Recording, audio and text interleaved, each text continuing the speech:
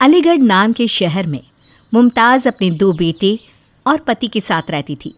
दोनों बेटों की उम्र अब निकाह की हो चली थी। मुमताज़ को अपने बेटों के निकाह की बड़ी फिक्र रहती, पर वह आए हर रिश्ते में कोई ना कोई कमी निकाल कर उन्हें मना कर देती। एक रोज़ उसकी सहेली उससे मिलने उसके घर आती है। कैसी हो मुमताज़ तुम? आजकल बाहर ही नहीं निकलती क्या तुम बिल्कुल भी? तेरा क्या है आबिदा, 3 बहुएं हैं तेरी, और मुझे आज भी रसोई में रोटियां बनानी पड़ती है। बहू आए तो ज़रा आराम हो, ये घुटनों के दर्द के कारण अब बाहर निकला भी नहीं जाता। फिर तो समझ कि तेरी फिक्र फरार होगी। तेरे बेटे के लिए ही रिश्ता लेकर आई हूँ मैं। मेरी नज़र में एक लड़की है, माशाल्लाह बेहद ही खूबसूरत और तहजीब की है। अरे तो तू बात चला ना, जल्द से जल्द अमन का निकाह हो। मैं भी तो फ्री होना चाहती हूँ इन झंझटों से। खुदा करे ऐसा ही हो। वैसे जैसी तेरी हरकतें हैं ना, रिश्ता होना मुझे तो मुश्किल ही लगता है। मुमताज़ आबिदा की बताई लड़की को देखने उसके घर जाती है। और बेटा, कितनी पढ़ी लिखी हो तुम? ग्रेजुएट हूँ आंटी। और आगे पढ़ने का कोई शौक़ हो तो अभी ही बता दो। वो तो आप लोग जैसा कहें, पढ़ने कहेंगे तो पढ़ लूँगी, वरना नहीं। ये अच्छी बात है, पहले ही पूछ लिया। वो क्या है ना, वरना निकाह के बाद लड़कियों के अलग ही शौक़ सुनने को मिलने लगे हैं। आबिदा मुमताज़ को किनारे ले जाकर कहती है, तू हर रिश्ते में इतनी आनाकानी करेगी तो अमन का निकाह कैसे हो पाएगा? ये रिश्ता अगर हाथ से गया ना, फिर तो तौबा तौबा। मैं तो कभी तुझे दूसरा रिश्ता बताने नहीं आऊँगी। अरे तो क्या किसी भी लड़की को अमन की जोरू बना कर ले आऊँ? एक से एक रिश्ते बैठे हैं, हम छोटे मोटे लोग नहीं हैं। फिर तो तू ही देख ले। मुमताज़ वापस लड़की वालों के बीच जाकर बैठ जाती है। अब मुझे ये रिश्ता मंजूर है। तभी मुमताज़ की नज़र कमरे से आ रही परछाई पर पड़ती है। अंदर कमरे में कोई है क्या? जी हाँ, वो मेरी छोटी बेटी है। क्या आपकी एक और बेटी भी है? बुलाइए उसे। वो क्या है ना, मेरे 2 बेटे हैं, लड़की पसंद आ गई तो दोनों बेटों का निकाह साथ ही कर दूंगी। जोया कमरे से बाहर आती है। मुमताज़ को जोया पसंद आ जाती है। अमन और आदिल दोनों भाइयों का निकाह एक ही घर की 2 बहनों जोया और सबा से हो जाता है। सबा बहुत ही घरेलू किस्म की लड़की थी, जो ससुराल वालों के कहे पर चलने वालों में से थी, पर जोया ज़रा अलग थी। मैं सभी के लिए खाना बना देती हूँ जोया, तू घर का बाकी काम कर ले। पर अप्पी, मुझे कुछ टेस्टी बनाने का दिल कर रहा है। तू अब बच्ची नहीं रही जोया, तेरा अब एक शौहर है, ससुराल है। अपनी आदतों को बदल। मैं रसोई देख लूँगी, तू कपड़े धो ले और साफ़ सफाई कर ले। जोया यूट्यूब पर कूलिंग की वीडियो लगा के फ़ोन को दीवार के सहारे स्टैंड कर काम करने लगती है। तो ये सब सीख कर आई है अपने मायके से तू? तेरे अम्मी अब्बू ने यही सिखाया है तुझे? मुमताज़ की आवाज़ सुनकर सभी वहाँ आ जाते हैं। क्या हुआ अम्मी, अब ठीक तो है? हरकतें देखो इस जोया की। यह मसला तुम्हारी बीवी का है। तुम देख लो आदिल, मैं रेस्टोरेंट के लिए निकलता हूँ। वैसे भी आजकल काम मंदा चल रहा है। क्या हुआ अम्मी, क्या किया जोया ने? खाने की वीडियो देखती हुई काम कर रही है। क्या तमीज़ है बताओ तो? इतनी सी बात, या खुदा, मैं तो घबराई गया था अम्मी। तुम भी ना, घर का मसला है, तुम संभालो, मैं चलता हूँ रेस्टोरेंट। भले ही आदिल ने मेरी बात को नज़रअंदाज किया हो, पर मैं नहीं करूँगी जोया। अब से ऐसा नहीं होगा अम्मी, जोया ध्यान रखेगी। जोया को कुकिंग का बड़ा शौक़ था। वो खुद का रेस्टोरेंट खोलना चाहती थी और ख़ुद के पैसों से लोगों की मदद करना चाहती है। इसी तरह कुछ दिन बीत जाते हैं। खाने के टेबल पर घर पर 2 बहुएं हैं, पर खाने का एक ही स्वाद कैसे? जोया कभी खाना क्यों नहीं बनाती? वो मैंने ही उसे मना किया है अम्मी, वो खाना जला देती है, आप खा नहीं पाएंगी। तो सिखाओ उसे, कल से वो भी एक वक्त का खाना बनाएगी। अब क्या होगा, जोया किचन में जाते ही अपने सपने की ओर झुकने लगेगी। अब क्या करूं, अम्मी को कैसे बताऊं? पर अब जोया को किचन में भेजने के अलावा कोई रास्ता भी तो नहीं है। जोया बड़ी खुश हो जाती है और अगली सुबह सबसे पहले उठकर सभी के लिए नाश्ता तैयार करती है। सभी टेबल पर बैठकर खाना शुरू करते हैं। वाह जोया, खाना तो बड़ा लजीज है। खाना अच्छा बना लेती हो तुम। पता नहीं सबा तुम क्यों जोया के खाने की बुराई कर रही थी। सभी खाना खाते हैं पर आदिल और अमन सिर झुकाए बैठे रहते हैं मानो कुछ सोच रहे हो। अरे आदिल और अमन, तुम दोनों कुछ खा क्यों नहीं रहे हो? क्या बात हो गई बेटा? क्या खाओ अम्मी? हमारे रेस्टोरेंट का जो शेफ़ था वो हमें धोखा देकर हमारे कंपटीटर के पास चला गया है। दूसरा अच्छा शेफ़ मिल भी नहीं रहा। बहुत मुसीबत हो गई है। कोई बुरा न माने तो क्या मैं शेफ़ का काम संभाल सकती हूँ? अगर काम पसंद ना आए तो आप लोग मुझे निकाल सकते हैं। ये क्या कह रही हो तुम जोया? बोलने के पहले सोचा तो करो। खाने की तारीफ क्या कर दी? तुम तो शेफ बनने चली। कोई ज़रूरत नहीं है, घर पर और लोग हैं वो संभाल लेंगे। बेचारी जोया की बात को सभी नज़रअंदाज कर देते हैं। एक हफ्ते बाद जब दोनों भाई अपने काम पर जा रहे होते हैं, गलती से अपनी एक इम्पॉर्टेंट फाइल घर पर ही भूल जाते हैं। ओहो, ये लड़के भी ना।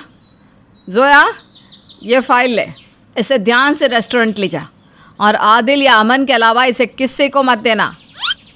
ठीक है अम्मी। जोया उस फाइल को लेकर रेस्टोरेंट पहुंचती है, जहां वो देखती है कि एक कस्टमर वेटर पर चिल्ला रहा था। What is this?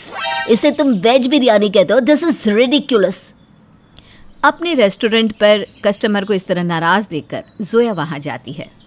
We are very sorry sir, मैं अभी खाना फिर से बनवाती हूँ। जोया आदिल की तरफ देखती है। जाने दो उसे किचन में। अमन जोया को हाँ का इशारा करता है। जोया किचन में जाकर अपने हाथों से वेज बिरयानी बनाती है। वेटर उसे कस्टमर को सर्व करता है। Oh my God, this is yummy. Wow, बहुत ही लाजवाब। मैं सभी को आपके रेस्टोरेंट आने की सलाह दूंगा। तभी आदिल किचन में जाकर जोया से कहता है, जोया, आज हमारी एक मीटिंग है। कुछ ही घंटों में क्लाइंट्स आते होंगे। अगर उन्हें तुम्हारा खाना पसंद आ गया तो एक बहुत बड़ा कॉन्ट्रैक्ट हमें मिल सकता है। क्या तुम ये कर पाओगी? मैं पूरी कोशिश करूँगी। जोया अपनी पूरी जान लगा देती है और 4 घंटे के अंदर अंदर सारा खाना तैयार कर लेती है। क्लाइंट्स को खाना बहुत पसंद आता है और वो कॉन्ट्रैक्ट आदिल और अमन को मिल जाता है। रात को मम्मी, आज जोया न होती तो शायद हम लोग सब खो बैठते। क्या वो हमारे रेस्टोरेंट में शेफ़ का काम कर सकती है? अब तुम लोगों को सही लगता है तो फिर ठीक है, पर घर का काम छूटना नहीं चाहिए। नहीं नहीं, नहीं छूटेगा अम्मी। एक ही पल में जोया का सपना पूरा हो जाता है और सभी को वो साबित कर देती है कि कुछ भी नामुमकिन नहीं है। पीहू का पालन पोषण एक गरीब परिवार में हुआ था, पर उसकी शादी अतुल नाम के एक लड़के से होती है जो बहुत अमीर होता है। और जब पीहू पहली बार अपने ससुराल में आती है तो वो अपना बड़ा सा घर देखकर हैरान हो जाती है। हे भगवान, ये तो कितना बड़ा घर है। मैंने तो कभी सपने में भी नहीं सोचा था कि मैं महलों की रानी बन जाऊंगी। अरे बहू, दरवाजे पर खड़ी खड़ी क्या सोचने लगी? अब जल्दी से कलश गिराकर गृह प्रवेश करो। और भी बहुत सारे रीति रिवाज रह रहे हैं अभी, उन्हें भी तो पूरा करना है ना। अपनी सास शोभा के कहने पर पीहू कलश गिराकर गृह प्रवेश करती है। धीरे धीरे सारे रीति रिवाज पूरे हो जाते हैं। शोभा अपने कमरे में बैठी होती है। तब पीहू भी अपना सुंदर सा कमरा देखकर ख्यालों में खो जाती है। तभी वहां अतुल आता है। क्या हुआ पीहू? तुम जब से अपने ससुराल आई हो तब से बस खोई खोई सी हो। मैं खोई नहीं अतुल जी, मैं तो हैरान हूँ इतना अमीर ससुराल पाकर। आपको पता है, मैंने कभी सपने में भी नहीं सोचा था कि मेरी शादी इतने बड़े घर में होगी। मुझे तो अभी भी यही लगता है कि कहीं मैं कोई सपना तो नहीं देख रही। पीहू, तुम कोई सपना नहीं देख रही, बल्कि ये सब हकीकत है। अब इस तरह से अतुल पीहू को अपने घर परिवार के बारे में बहुत कुछ बताता है, लेकिन पीहू का तो अतुल की किसी भी बात पर कोई भी ध्यान नहीं होता। अब अगले दिन की पहली रसोई होती है। इतने बड़े किचन में पीहू पहली बार आई थी। उसे समझ में नहीं आ रहा था कि वो क्या बनाए। कितना बड़ा किचन है। जितना बड़ा यहाँ का किचन है उतना बड़ा तो मेरा घर था। पर अब मैं करूँ क्या? क्या बनाऊँ पहली रसोई में? रात में अतुल जी ने मुझे बताया था, पर सारी गलती मेरी ही है जो मैंने उनकी बातों पर ध्यान न देकर बस घर को निहारती रही। पीहू काफ़ी देर तक सोचती है और वो साधारण सा खाना बनाकर टेबल पर लगा देती है। खाने पर दाल चावल रोटी सब्जी देखकर शोभा का मुंह बन जाता है, पर वो कुछ भी नहीं बोलती क्योंकि ये उसकी बहू की पहली रसोई थी। बहू, लगता है तुम्हारी माँ ने बताया नहीं कि पहली रसोई में कुछ मीठा भी बनाया जाता है। पर कोई बात नहीं, ये तुम्हारी पहली रसोई है, इसलिए तुमने जो भी बनाया है हम सब इसे प्यार से खा लेंगे। शोभा और अतुल पीहू के हाथ का बनाया हुआ खाना चुपचाप खा लेते हैं। ऐसे ही कुछ दिन बीत जाते हैं, पर अब भी पीहू अपने ससुराल को नहीं संभाल पाती और हमेशा कोई ना कोई गलती करती ही रहती है, जिस वजह से अब शोभा के सब्र का बांध टूट जाता है। और एक दिन, बहू ये सब क्या है? तू ऊपर छत पर कपड़े क्यों धो रही है? नीचे वॉशिंग मशीन रखी तो है। वो मुझे ना बहुत ठंड लग रही थी और माँ जी ऊपर छत पर धूप देखो ना कितनी अच्छी है, इसलिए मैंने सोचा कि आज मैं अपने हाथों से ही कपड़े धो लेती हूँ। अरे वो सब ठीक है बहू, पर तू थोड़ा कम पानी का इस्तेमाल कर। तूने पूरे छत पर पानी गिरा रखा है और ये पानी सीढ़ियों के जरिए नीचे घर में भी जा रहा है। अगर किसी का पैर फिसल गया तो? मैं अभी साफ कर देती हूँ माँ जी। पता नहीं कैसी बेवकूफ बहू मिल गई है जो 3 जनों का परिवार भी नहीं संभाल पा रही। शोभा बड़बड़ाती हुई नीचे जाती है, तभी अचानक से उसका पैर फिसल जाता है। पैर फिसलने की वजह से शोभा सीढ़ी से नीचे गिर जाती है और उसकी कमर में काफी चोट लग जाती है। अरे माँ जी, आप नीचे जमीन पर क्यों लेटी हैं? अरे क्योंकि मेरा मन कर रहा है। बेवकूफ लड़के दिखाई नहीं देता कि मैं सीढ़ियों से नीचे गिर गई हूँ, और ये सब कुछ तेरी वजह से हुआ है। अब चल जल्दी से मुझे उठा और मेरे कमरे तक छोड़ दे। पीहू अपनी सास को उसके कमरे तक छोड़ देती है। रात में जब अतुल घर आता है तो अपनी माँ की ऐसी हालत देखकर तुरंत डॉक्टर को बुलाता है। डॉक्टर शोभा को कुछ दिनों का रेस्ट करने के लिए कहते हैं। माँ, आपने सुना ना डॉक्टर ने आपसे क्या कहा? अब आप घर का कोई भी काम नहीं करेंगे, चुपचाप से अपने कमरे में आराम करोगी। अरे बेटा, अगर मैं आराम से बैठ गई ना तो इस घर को कौन संभालेगा? आपकी बहू है ना माँ। वैसे भी पीहू को आए 6 महीने हो चुके हैं, और अपने ससुराल को जानना, उन्हें संभालना तो लड़कियां 1 से 2 महीने में सीख ही जाती है। वैसे भी मैंने पीहू को इस घर के तौर तरीके, रहन सहन सब कुछ बता रखा है। पीहू बहुत जल्दी सीख जाएगी। क्यों पीहू, सही कह रहा हूँ ना मैं? जी अतुल जी। अरे बेटा, इसकी बस की कुछ नहीं है, इससे घर के काम नहीं होते। तू तो जानता है ना कि मुझे और भी कितने काम होते हैं जो मैं घर से ही करती हूँ। माँ जी, मैं हूँ ना, सब संभाल लूँगी, अब आप आराम कीजिए। पीहू बोल तो देती है कि वो सब कुछ बहुत अच्छे से संभाल लेगी, पर वो कुछ भी संभाल नहीं पा रही थी। अब शोभा के बीमार पड़ने के बाद घर की सारी जिम्मेदारी पीहू के कंधे पर आ चुकी थी। अब क्या था, अतुल ने तो रात को ही कह दिया था कि उसे सुबह जल्दी ऑफिस जाना है, इसलिए वो उसे जल्दी उठा दे। पर हमारी पीहू के बस का कहाँ था सुबह जल्दी उठ जाना। पीहू, सुबह के 9 बज चुके हैं और तुम अभी तक सो रही हो। मैंने तुमसे कहा था ना कि आज मुझे जल्दी उठा देना, मेरी बहुत इंपॉर्टेंट मीटिंग है। हाँ अतुल जी, मुझे माफ़ कर दो, गलती हो गई, आँख ही नहीं खुली। पीहू के माफ़ी मांगने पर भी अतुल उसे माफ़ नहीं करता और गुस्से में वहाँ से चला जाता है। अब इसी तरह से आए दिन पीहू कोई ना कोई गलतियाँ करती, और एक दिन पीहू इतनी बड़ी गलती कर देती है कि उसका भुगतान कर पाना मुश्किल था। पीहू, सच सच कहना, तुमने ये डॉक्यूमेंट्स पढ़े नहीं थे ना? अरे तुम्हारे कहने पर मैंने बिना पढ़े इस डॉक्यूमेंट पर साइन कर दिए, ये सोचकर कि तुमने इस डॉक्यूमेंट्स को पढ़े होंगे। तुम्हारी वजह से हमारी कंपनी लॉस में जाने वाली है, हम पूरी तरह से कंगाल हो जाएंगे। अरे बेटा, मैंने तो तुझसे पहले ही कहा था, इसके बस की नहीं है अपना ससुराल संभाल पाना, पर तूने मेरी एक ना सुनी। माँ, आप बिल्कुल सही कह रही थी, पर मुझे क्या पता था कि ये इतनी बड़ी लापरवाह इंसान है। बेटा, तू मेरी बात मान, इससे इसके मायके छोड़ा, इसके बस की नहीं है ससुराल संभाल पाना। नहीं अतुल जी, नहीं माँ जी, मुझे मेरे मायके छोड़कर मत आओ, मुझसे गलती हुई है, मैं मानती हूँ, और मैं वादा करती हूँ आपसे, मैं कोई गलती अब से नहीं करूँगी। मैं सच कह रही हूँ, मैंने कमेंट पढ़े थे, वो डॉक्यूमेंट इंग्लिश में थे ना, और मुझे इंग्लिश नहीं आती। पीहू, तुम इतनी बेवकूफ़ कैसे हो सकती हो? मैंने तुमसे कहा था ना कि अगर तुम्हें कुछ समझ में ना आए तो मुझसे बात किया करना, मुझसे पूछना। अगर तुम्हें इंग्लिश नहीं आती थी तो तुम साफ साफ मुझे बोल सकती थी ना। अतुल जी, मुझे डर था कि कहीं आप मुझसे नाराज ना हो जाओ। इस तरह से पीहू अतुल और अपनी सास के सामने हाथ जोड़कर अपनी गलतियों की माफ़ी मांगती है और उनसे वादा भी करती है कि वो अपना ससुराल अब बहुत अच्छे से संभालेगी। वो किसी भी तरह की अब कोई भी लापरवाही नहीं करेगी।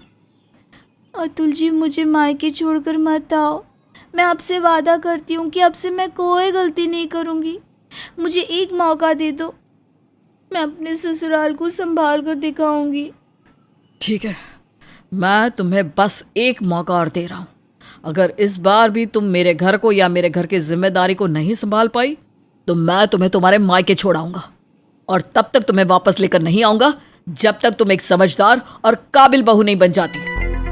पीहू के लाख बोलने पर अतुल पीहू को एक और मौका देता है और इस बार पीहू किसी भी तरह की कोई भी लापरवाही नहीं करती और बहुत अच्छे से अपने ससुराल को संभाल कर दिखाती है, जिसके बाद शोभा की सारी शिकायतें पीहू से खत्म हो जाती है और पीहू एक जिम्मेदार बहू बन जाती है। नेहा और कोमल कहने को तो देवरानी जिठानी थी, पर दोनों देवरानी जिठानी में सगी बहनों से भी ज्यादा प्यार था, और होता भी क्यों नहीं। आखिर उनके ससुराल में बेटियों की कद्र जो नहीं थी, वहीं वो दोनों एक दूसरे की परेशानियों को अच्छे से समझती थी। दीदी, मैं आपके लिए गर्मा गर्म चाय लेकर आ गई हूँ, तो बताइए अब आपकी तबीयत कैसी है? पहले से तो ठीक है। दोनों देवरानी जेठानी साथ में बैठकर चाय पी रही होती है कि तभी वहाँ उनकी सास उषा आ जाती है, जो उन्हें एक साथ देखकर ताने देने लगती है। बेचारी बूढ़ी सास कमरे में अपने घुटनों का दर्द लेकर कराह रही है और यहाँ मेरी बहुएं साथ में चाय की चुस्कियाँ ले रही है। मैं आपके कमरे में चाय लेकर आ रही थी माँ जी। हाँ हाँ, अब अपनी गलती छुपाने के लिए तो ऐसा ही बोलेगी ना। एक बार फिर बिना गलती के उषा अपनी दोनों बहुओं को खरी खोटी सुनाकर चली जाती है। समय यूं ही बीतता है और देखते ही देखते संडे का दिन आ जाता है। संडे वाले दिन उषा का बड़ा बेटा कमरे में बैठकर ऑफिस का कुछ ज़रूरी काम कर रहा था और तभी अचानक से नेहा के हाथों से पानी रवि के फाइल पर गिर जाता है। गवार औरत, ये क्या किया तुमने? दिखाई नहीं दे रहा कि मैं यहाँ काम कर रहा हूँ? मुझे माफ़ कर दीजिए रवि जी, मैंने जानबूझकर ये नहीं किया। मैं अभी साफ़ कर देती हूँ। भगवान का शुक्र है कि आपके इम्पोर्टेंट डॉक्यूमेंट गीले नहीं हुए। इसका मतलब तुम चाहती हो कि मेरे इम्पोर्टेंट डॉक्यूमेंट भी गीले हो जाए? नहीं नहीं, मेरे कहने का वो मतलब नहीं था। तुम्हारे कहने का क्या मतलब था अच्छे से समझ रहा हूँ मैं। तुमने तो कभी काम किया नहीं और ना ही पैसे कमाए। अमीर घर में शादी हो गई, और क्या चाहिए? मुफ्त की रोटियां तोड़ रही हो। इस तरह से रवि बिना सोचे समझे बस बोलता ही जाता है। रवि की आवाज़ सुनकर अब कमरे में कोमल और उषा भी आती है। रवि को गुस्से में देख उषा आग में घी डालने का काम करती है। अरे बेटा, इन दोनों देवरानी जेठानी से कोई काम सही से नहीं होता। बस इन दोनों को गप्पे मारने के लिए कह दो। छोड़ो ना माँ, अब इनसे क्या कहना। और तुम खड़ी खड़ी मेरा मुंह क्या देख रही हो? निकलो यहाँ से, काम करने दो मुझे। रवि सबके सामने नेहा की इंसल्ट करता है और नेहा अपनी आंखों में आंसू लिए रोती हुई वहाँ से चली जाती है। नेहा को इस तरह रोता देख कोमल को ज़रा भी अच्छा नहीं लगता और वो उसे चुप करवाती है। दीदी दीदी, बस भी करो रोना। आपको रोता देख मुझे अच्छा नहीं लग रहा। कोमल, जब किस्मत में रोना लिखा हो तो इंसान कर भी क्या सकता है। आप बिल्कुल सही कह रही हो दीदी। कभी कभी मैं खुद भी अपनी किस्मत को कोसती हूँ कि मैं किस घर की बहू बन गई। इस घर में बेटी नहीं है, शायद इसीलिए इस घर के लोगों को बेटी की कद्र नहीं है। अगर इस घर में बेटी होती तो शायद हमारे साथ इस तरह का बर्ताव नहीं करते। पर ये सब तो कहने की बात है। कोमल, माँ जी खुद भी तो एक औरत है ना, फिर भी वो अपने बेटों को समझाने के बदले उनको शाबाशी देती है। दीदी, आप फिक्र मत कीजिए, भगवान सब देखता है। इनको इनके किए की सज़ा मिलकर रहेगी। इस तरह दोनों देवरानी जेठानी एक दूसरे के दुख दर्द को समझती हैं और एक दूसरे के सुख दुख में खड़ी रहती हैं। अब इसी तरह से कुछ दिन बीत जाते हैं। दीदी, कल मेरी बहन आ रही है, मैं क्या करूं? कैसे उसे यहाँ आने से मना करूं? पर तू उसे मना क्यों करना चाहती है कोमल? दीदी, आप जानती हो ना, इस घर में लड़कियों की इज्जत नहीं है और मेरी बहन चुप बैठने वालों में से नहीं है। अगर उसने हमारे साथ ऐसी बदसलूकी होते हुए देख ली तो वो तो इनके खिलाफ आवाज़ उठाएगी। कोमल की बात सुनकर अब नेहा भी परेशान हो जाती है, पर वो दोनों चाहकर भी कोमल की बहन दिव्या को आने से रोक नहीं पाते। कोमल दीदी, कैसी हो आप? जब से शादी की है तब से तो मायका ही भूल गई हो। वो तो अच्छा है कि मेरा एग्ज़ाम सेंटर यहाँ पर पड़ा है, इसी बहाने मैं कुछ दिन यहाँ पर रह भी लूँगी। ये तो बहुत अच्छी बात है दिव्या। अच्छा, अब जाकर फ्रेश हो जा, मैं तेरे लिए कुछ खाने को लाती हूँ। अरे कोमल, तुम क्यों किचन में जाओगी? मैं हूँ ना। इतने दिनों बाद तुम अपनी बहन से मिल रही हो, तुम बैठकर बातें करो, मैं दिव्या के लिए नाश्ता लेकर आती हूँ। कोई ज़रूरत नहीं है किसी की खातिरदारी करने की, वो कुछ दिनों के लिए यहीं है। मैं ऑफिस चला जाऊँ, इसके बाद में इसकी खातिरदारी करते रहना। मुझे ऑफिस के लिए लेट हो रहा है, पहले मुझे नाश्ता और लंच दो ताकि मैं ऑफिस टाइम पर जा सकूँ। दीदी, बड़े जीजू कितने रूड है। इस तरह से रवि नाश्ता करके ऑफिस चला जाता है, पर दिव्या को रवि की ये बात बिल्कुल पसंद नहीं आती। अब घर में रहकर दिव्या बहुत सी चीज़ें देखती है। पता नहीं कैसी कलमुही बहू मिली है, एक काम नहीं करना इन दोनों को। ऊपर से जब से छोटी बहू की बहन आई है तब से तो इन दोनों के पंख ही निकल गए हैं। माँ जी, ऐसा नहीं है, मैं बस दिव्या का सामान रखवा रही थी। मुझे याद है आपकी दवाई का समय हो चुका है। अगर तुझे याद होता तो पहले तो मुझे दवाई देती। तेरा पति विदेश काम करने गया है, इसी बात का फ़ायदा उठाती है ना। अगर मेरा बेटा यहाँ होता ना तब बताती मैं तुझे। उषा की सारी बातें दिव्या सुन लेती है और उसे अपनी बहन के लिए बहुत बुरा लगता है। दीदी, आप दोनों आखिर इस घर में कैसे रह रही हो? इस घर में तो लड़कियों की कोई इज्जत ही नहीं। शायद इसीलिए आपकी सास को भगवान ने लड़की नहीं दी, क्योंकि वो जानता था कि... दिव्या, ऐसा नहीं बोलते। दीदी, आप दोनों के पास अब भी मौका है। आप दोनों चाहो तो इस घर को ठीक कर सकती हो, और वैसे भी हमें अपनी इज्जत खुद बनानी पड़ती है। आप दोनों बस वही करिए जो मैं कहूँगी, फिर देखना कैसे दोनों माँ बेटी की अकल ठिकाने आती है। इस तरह से दिव्या कोमल और नेहा को अपनी सास और पति को सीधा करने का तरीका बताती है। रात को रवि घर आता है और हमेशा की तरह नेहा पर अपना गुस्सा निकालता है, पर इस बार नेहा चुप नहीं रहती और वो अपने पति को मुंह तोड़ जवाब देती है। बस बहुत हो गया, अब मैं और बर्दाश्त नहीं करूँगी।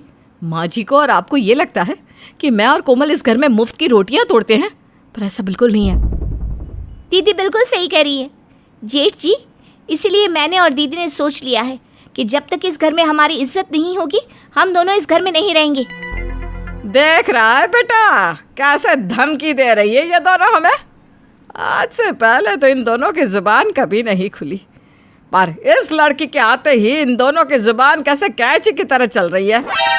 माँ इन दोनों को जो करना है करे, जिसकी बातों में आना है आए, हमें कोई फ़र्क नहीं पड़ता। तुम दोनों को जाना है ना, जाओ, जहाँ जाना है जाओ।